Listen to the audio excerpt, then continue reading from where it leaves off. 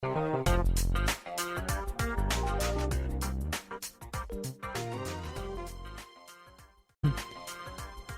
are talking about new construction condominiums and what you should look for. So if you're out there and you're trying to think about whether or not you want to purchase a brand new condominium, these are the things that you should keep an eye on.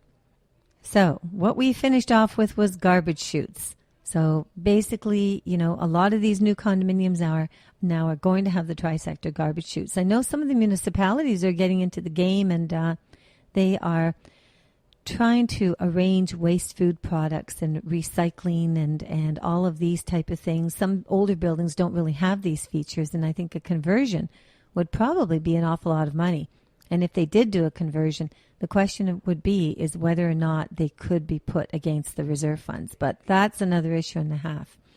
But I was going to say that what you'd also want to find out is this building sub-metered for heat and hydro, or one of each? That's another thing that's happening nowadays. A lot of the condominiums, it used to be that you paid one maintenance fee and your heat, your hydro, your water, common elements, insurance, everything is included. But it's not like that nowadays. Nowadays, they've got sub-meters. So what they've done is they've made an arrangement with an energy company. All of the energy comes in, it gets divided off, and then usage is your bill. So you have an independent bill for whatever it is that you're using. But it would be nice to know. I mean, if you're purchasing in or you're considering to purchase into this building, maybe that's something you should find out. Ask about the finishings in the unit. Like, in other words, what are your ceiling heights? What about the floor coverings? How much of those finishings are upgrades? That's a key issue. Because, believe it or not, like if you had to start adding granite and you had to increase, the quality of your laminate flooring, you may find that price is creeping up there a lot higher than you expected. What is wonderful, I love this feature, I have to admit. When you purchase a condominium, chances are 99% of the time you will have all appliances included.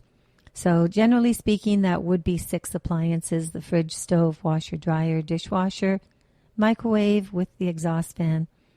And I think that, that is a really nice feature, and it's nice to have it in and installed. So what you need to do is find out about the appliances. Maybe do some research too, because sometimes you can upgrade those appliances. So if you've got the room, you may be able to get away from the apartment size washer and dryer and get the standard size, but you really need to check that room and see whether or not your laundry facilities will be able to accommodate that. Your outlets, we talked about this. Those outlets are really interesting. You're supposed to have a protection outlet in the bathroom. I doubt very much if the builder is going to miss that one, so I would imagine you're going to be safe. One thing that a lot of people don't even think about is keys, fob and a mailbox key. So what exactly are you getting with your purchase? Are they giving you 2 keys, 2 fobs, and 1 mailbox key? And is that key a security key? So what I mean is that some nowadays they have the pass keys that are secured, and you cannot take them to your local key cutter and have one replaced. You actually have to order it through the property management office. The other thing is the fobs. The fobs are going to, of course, trigger the electronic equipment through the condominium in order for you to gain access, through the front doors, the back doors, the side doors, all through the amenities and so on. But a lot of things nowadays are safety driven. So condominiums are very safety driven. You have to think about that. You've got 350 people or units in the building that could actually equate to 600 people. Not everybody is an owner. Some could be tenants. So the bottom line is, and of course you've got all your visitors coming in and out. So nowadays they have fobs which will trigger inside the elevator. So in other words, if you've purchased on the 15th floor, your fob will only work to get you to the 15th floor. And this way it prevents people from roaming around from one floor to the other floor to the other floor. They have to go through security. In these type of buildings, they actually have all of the exit doors locked, which are into the fire escapes coming downstairs. So that's another thing too. So don't find yourself in there because you're going to be able to walk all the way down to the main level. You cannot get off on any one of the floors. That's actually in the existing buildings. But if you do find out about your keys and your fobs and your mailbox keys, at that time, they should be able to tell you what kind of security system is going into this building and whether or not that feature is going to be one, because I think it's an important one. Sometimes people don't think about it. They see it as a huge advantage, but some of these buildings are built to have a guest suite. So is the guest suite owned by the developer, or is the guest suite part of the corporation? Is it a rental guest suite? So you might want to find that out, because don't forget, if it's a guest suite owned by the corporation will be responsible for the payments of that suite. Also, if you've got a superintendent on site, many, many times the superintendent suite is owned by the corporation. And that would also mean that the superintendent suite would actually equate into his income. That's the way that the system works. So because he's getting, basically free rent for living there, that rental amount would be part of his salary. Let's get into a bit about rooftop patios.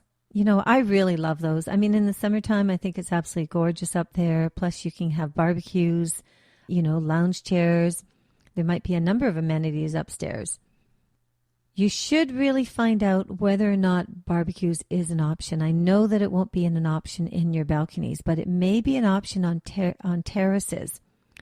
But certainly the rooftop patio, they will be able to tell you whether or not you will have the availability of barbecues, and maybe even the amount of barbecues, because really, if you've got 350 suites, you don't want just 2 barbecues. One item that seems to come into controversy from time to time, is swimming pools. Ideally, if they're built lower level or on the main floor, you don't run as much of a risk in the event that a leak or something happens. There was some concern about having swimming pools up on rooftops. So, maybe that is something to think about. I guess it would really depend on how large the pool is. The other thing, too, is that they have these wave pools nowadays. And the wave pools, they're like an oversized hot tub. And there seems to be quite a confusion as to what temperature that you should be keeping these saunas, whirlpools, whatever they're called. So that seems to be a little bit interesting, because you turn the jets on and you're supposed to swim towards the jets. And I guess if you're a really good swimmer, you're going to get to the other side pretty quick and the jets won't mean anything. But generally speaking, those swimming pools, they're not really overly popular, but I really think that, it may be a seasonal thing too. So these are the items that you really need to pay attention when you actually go into the condominium new site office. And just, while you're busy looking at the plans and you're looking at the designs and so on, these are questions that you should ask. This is way before you sign an agreement of purchase and sale. But when you are ready to sign an agreement of purchase and sale, you want to take a look at your schedule of your installments, because there'll be a certain amount installments. Like you'll have to pay, X amount of dollars, 5% of value on this date, another 5% on another date, and a 10% on another date, and so on and so on. So you really want to take a look at those installments and see where you're going to land. You also would like to get a bit of an idea of what the projected occupancy date is going to be, and if there are any restrictions. So what is occupancy? New construction is extremely different from resale, because you're buying into a product that is brand new. You're also buying into a product that is not occupied just yet. So if you've bought on the 14th floor and the building is a 30th floor condo, there's going to be another 16 floors of people that are going to be moving in. So while you have already moved in, the builder is really wanting to finish the rest of the units. So while you're moving into the 14th floor, the building not being registered, you don't own it yet. You only have a contract, and the contract states that now you have to take occupancy.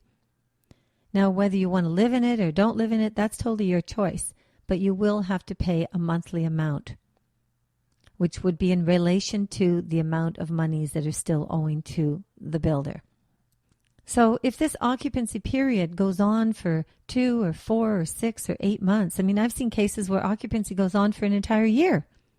You have to respect the fact that this is monies that you're paid out, and they do not reduce your mortgages because your mortgages cannot come in place until the building is registered. And the building cannot register until the entire building is occupied. So that would mean that those people that bought up on the 40th floor would have to be at the point of moving in. So, please take a note of that, because that's a really, large amount of money that sometimes people don't think about. And, if you're a non-investor and you're planning on moving into this unit, you're fine. The HST will be covered by the builder and they will just, apply for the rebate.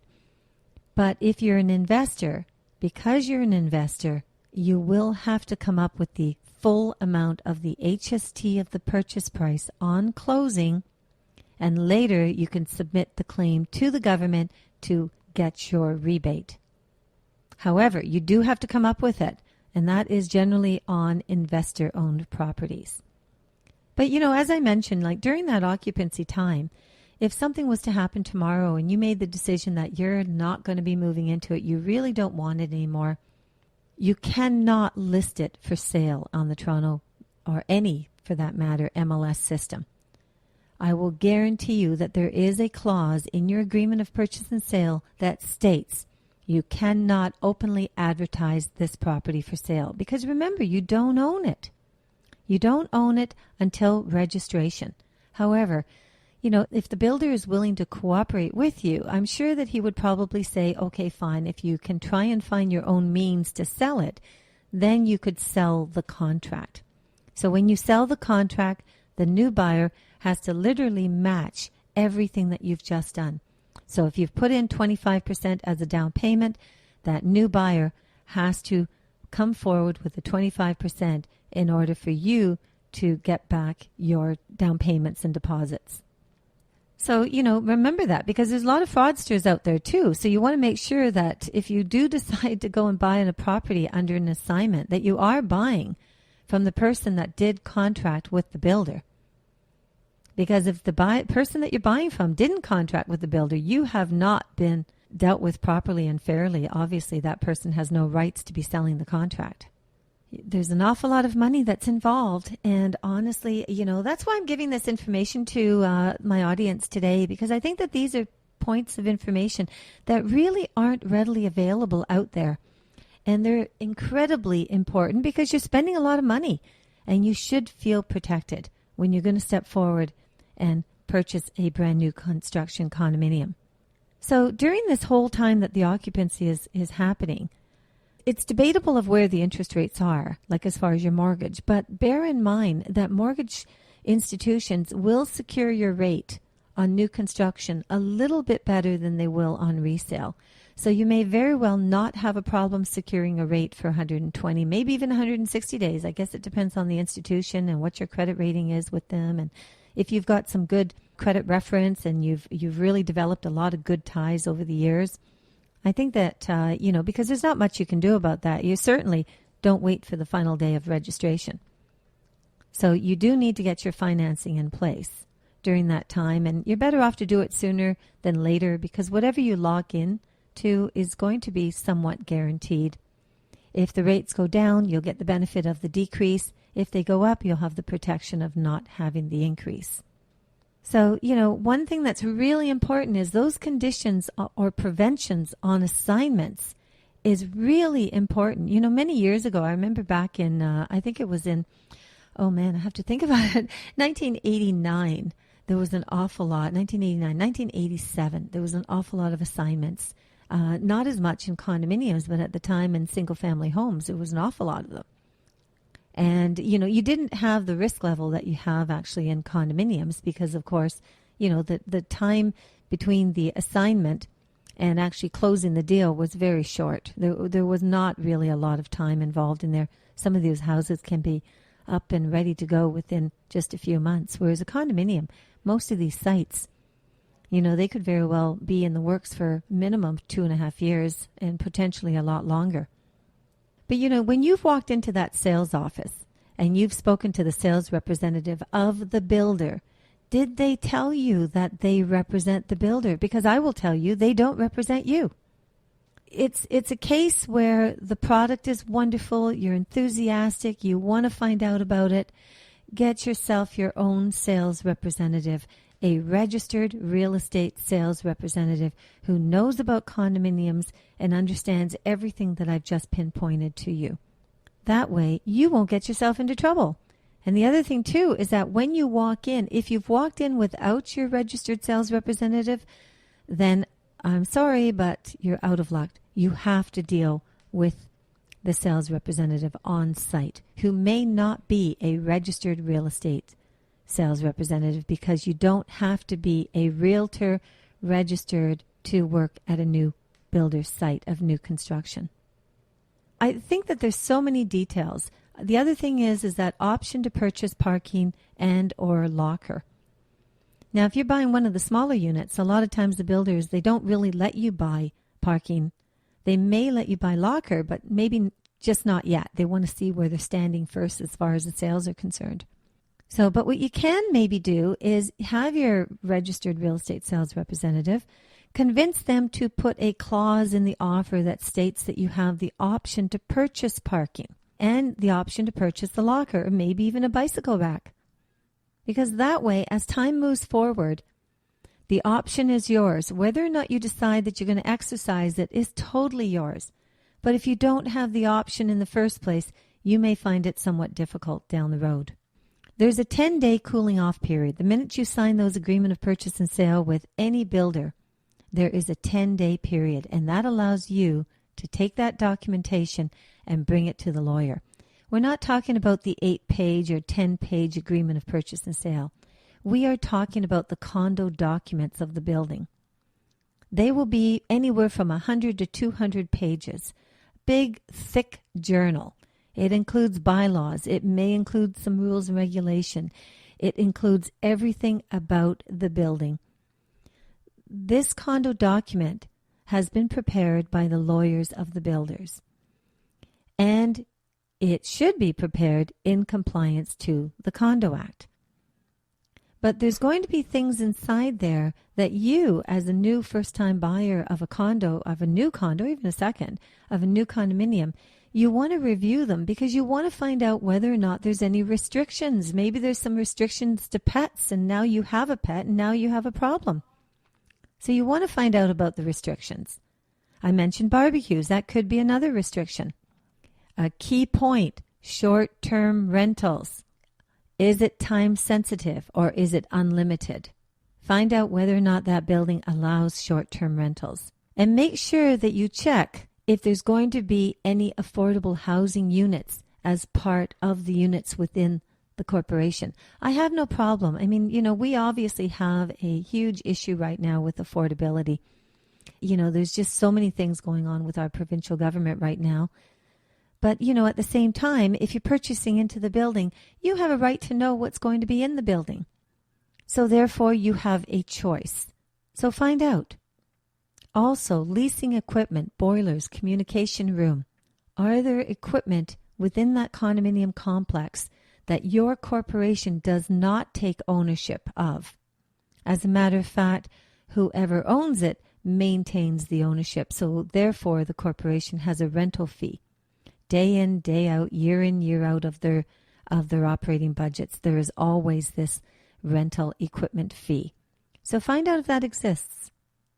And surprisingly enough, there is another complex in downtown Toronto where the developer maintained ownership of the underground. So find out if the garage is owned by the corporation. I mean, chances are if you were able to go in and purchase a parking spot, that would mean that it's owned and you did buy it. Therefore, you'll have a deed, and the deed will be available to you. Should you decide you no longer want the parking spot, you can go ahead and sell it. If you obtained a parking spot by exclusive use, then you don't own it. All it means is that it's exclusively delegated to your unit. Therefore, you can use it at any time. There's no cost attached to it. You don't own it. You cannot sell it. And that's exclusive use. And exclusive use actually comes about in underground parking or even above ground parking for lockers as well. So you can have exclusive use locker and you can have exclusive use parking. So just find out what it is that you've bought. This is only the beginning. As you know, I'm the founder of the Condo Owners Association, and we have a lot of these points right on the website. So take a moment, check it out. www.coaontario.com. Please check it out. It'll give you invaluable information. You're listening to Linda Pinizzato of the Condo Expert on the Hayes FM. Linda Pinizzato. Whether it's a house, townhome, or condo, when you're ready, she's your negotiator. With 34 years of experience, Linda guarantees that you have the real estate knowledge you need to make the right decisions. Call Linda Pinizzato at Sutton Group Quantum Realty, 416-561-7373, or visit her at lindapinizzato.com. And thank you so much for joining me. You know, today has been just a fascinating time of learning so much of what's going on out there. And that's what the Condo Expert is all about. I'll hit so many different issues. You'll notice them on iTunes and on podcast. Reporting here from the Hayes FM, you have been listening to Linda Pinizzato of the Condo Expert. Now, also, remember, register yourself. If you're a condo owner or condo buyer, register at www.coaontario.com. And also, if you've got questions, whether they're real estate related or condominium or property values, this and that, you know, I wouldn't have the information I have had I not had the experience that I've received, and I certainly wouldn't have been able to start the Condo Owners Association without having this kind of a background. So contact me at Linda Pinizzato, Pinizzoto, at coaontario.com, or Linda at lindapinizzato.com. Until the next time, have a fantastic day, and thank you so much for tuning in.